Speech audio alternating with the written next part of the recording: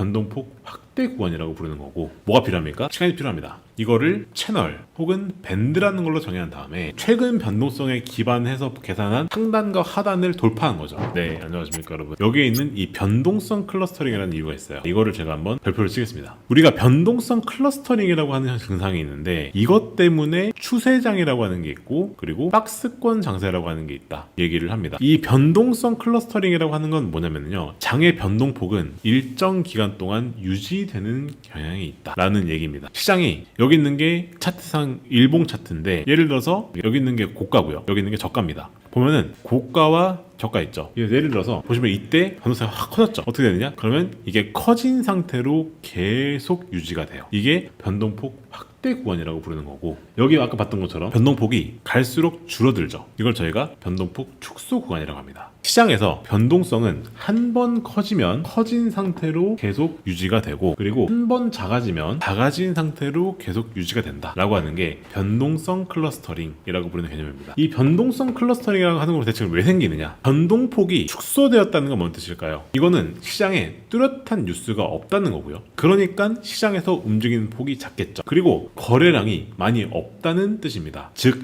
현재 시장을 지배하는 뚜렷한 뉴스가 없고 거래량이 많이 없다는 뜻이기 때문에 변동성이 줄어들겠죠. 그러면 이 상황에서 변동성이 확대되거든요. 그때는 시장에 급격한 국면 전환을 불러올 수 있는 뉴스가 나와가지고 충격을 줘야 됩니다. 근데 시장에 뚜렷한 뉴스가 없는 상황에서 이런 급격한 국면 전환을 불러오는 뉴스가 나오려면은 뭐가 필요합니까? 시간이 필요합니다. 그래서 이 시장에 뚜렷한 뉴스가 없는 상황이 유지되는 상황에서는 변동성이 축소된 상태에서 유지가 되고요. 그리고 만약에 그런 뉴스가 나와서 충격이 나왔다. 그래서 이렇게 한 방향으로 크게 뻗었다. 그럼 어떻게 되느냐? 시장 사람들이 그것에 대응해서 거래하기 시작합니다. 갑자기. 그럼 어떻게 되느냐? 이때가 되면은 다시 변동성이 커진 상태가 유지가 돼요. 예를 들어서 이런 거죠. 이때 갑자기 시장이 급등했다. 그럼 누구나 생각을 하죠. 시장에서 변동폭이 축소되었다. 뭔 뜻이냐? 이것은 시장에 뚜렷한 뉴스가 없다는 뜻이다. 그러면 뉴스가 나올 때까지는 시간이 걸린다. 그렇기 때문에 변동폭이 줄어든 상태에서 유지가 된다. 근데 한 번 뉴스가 뜨면 거래가 시작이 되고, 그러면 그 순간 하나의 장대 양봉이든 음봉이든 출현을 하고 거래를 시작하기 때문에 변동성이 커진다. 그리고 이 시장에 대한 뉴스가 잠잠해질 때까지는 계속해서 변동성이 커지는 상태로 유지가 된다 라고 하는 게 변동성 클러스터링이다 라고 부르는 개념이고요. 그러하다 보니까 우리가 시장에서는 장세라는 게 있습니다. 뉴스가 없을 때 횡보하다가 뉴스가 생기면 추세가 생기는,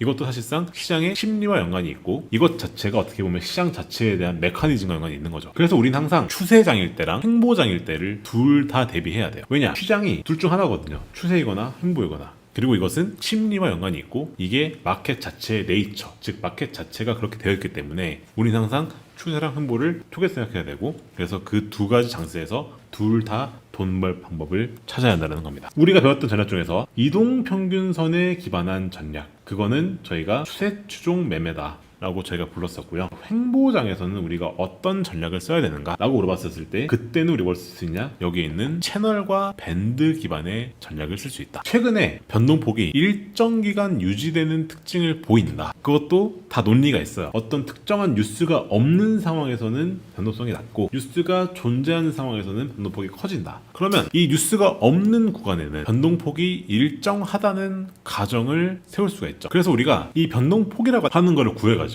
이거를 채널 혹은 밴드라는 걸로 정의한 다음에 이 밴드 내에서 거래를 수행하는 전략이 뭐냐? 그게 우리가 채널 밴드 기반 전략이다 라고 저희가 일반적으로 부르게 됩니다. 이 채널이라는 건 뭐냐? 채널이라는 거는 일정 기간 동안에 고가, 저가 혹은 이동평균선 대비해서 일정한 범위를 상하단으로 골라서 만든 구간입니다. 여기 예를 들어 보게 되면은 여기 파란 선이 있죠. 이 파란 선이 이동평균선이라고 불렀던 개념입니다. 그런 다음에 여기 상단 밴드라고 하는 걸 저희가 정했는데, 상단 밴드 혹은 채널이라 그래요. 밴드 5월 채널입니다. 이거 뭘로 정의되느냐? 이 추세선에다가 최근 변동성 곱해요. 최근에 변동폭이 이만큼 움직였다. 그래서 이 두 가지를 가지고 상단과 하단을 결정하는 건데, 그것은 최근의 추세선과 그리고 최근의 변동성을 고려해서 결정하는 겁니다. 왜 최근 변동성일까? 변동성이라고 하는 자체가 일정 기간 동안 유지되는 특징을 보이기 때문에 최근 변동성을 계산을 해가지고 구하게 되면은 이게 앞으로의 밴드랑 일치할 것이다 라고 한 논리가 들어가는 게 최근 변동성 쓰는 이유인 겁니다. 시장이 횡보장일 때는 주로 어떤 전략을 쓰냐? 주로 이런 걸 씁니다. 우리가 밴드에 그럼 하단이 온다. 그럼 어떻게 되죠? 이때는 우리가 매수를 합니다.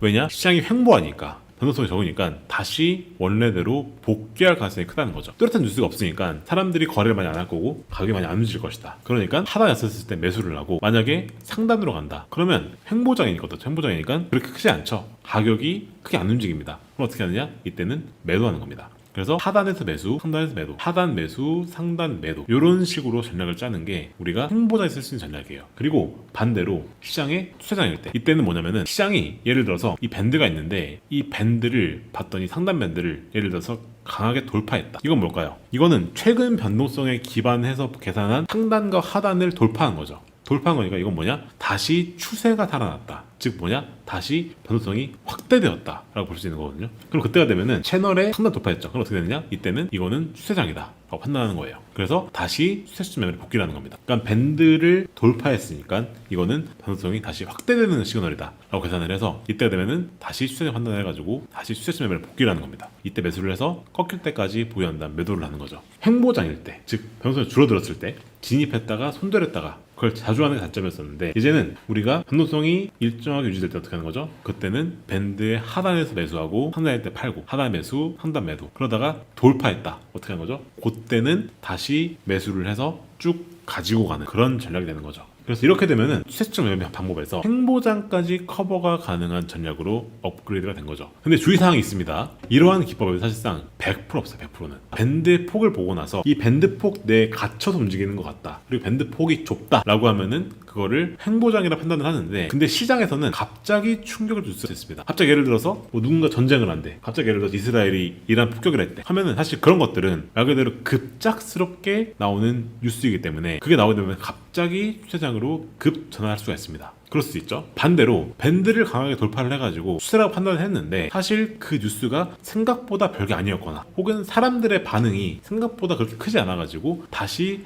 밴드 들어가지고 횡보장 전환되는 케이스 늘 존재하거든요. 근데 우리가 기억해야 될 건 뭐냐? 100% 다 맞출 필요가 없어요. 사실상 이 밴드 폭을 가지고 구사하는 전략이 승률이 100%면은 좋겠죠. 그럼 수익률이 막 1만 프로 막 이럴 겁니다. 사실 우리가 그렇게까지 할 필요는 없는 거고 이 트레이딩 로직에서는 승률이 50%만 넘더라도 결국 돈을 벌어요. 그리고 심지어 큰 돈 법니다. 심지어 복리수익 봤었을 때 81% 승률이 나오죠. 승률이 50%만 넘더라도 돈 벌 수 있어요. 우리가 포커를 칠 때도 그죠? 우리가 항상 모든 패가 들어왔을 때 이기면 좋겠지만 그렇지 않죠. 우리가 결국엔 승률로 봤을 때 50%만 넘어서 버는 게 더 많으면 돈 버는 겁니다. 여기까지가 이제 채널 밴드 기반의 전략이다. 핵심은 이겁니다. 이 시장에는 장세라는 게 있다. 장세라는 게 있는데 일반적으로 저희는 추세 횡보장이라는 걸로 장세를 구분을 한다. 왜 그러하느냐? 시장에 뚜렷한 뉴스가 없을 때는 횡보장이 이어진다. 그게 최근이죠. 이제 오늘 밤이 되면은 어떤 일이 일어날까? 미국의 금리 인하 결정이 되겠죠. 그게 나오면은 갑자기 변동성이 확 커질 겁니다. 시장에 급격한 국면 전환이 올 수가 있어요. 그러면은 그때가 되면은 이거를 판단을 해서 추세 꺾일 때까지 쭉 보유한 전략을 쓰는 겁니다. 이런 식으로 구사하게 되면은 최소한 승률이 뭐 100%는 아니겠지만 그래도 충분히 돈을 벌 수 있는 정도까지는 간다라고 하는 게 저희가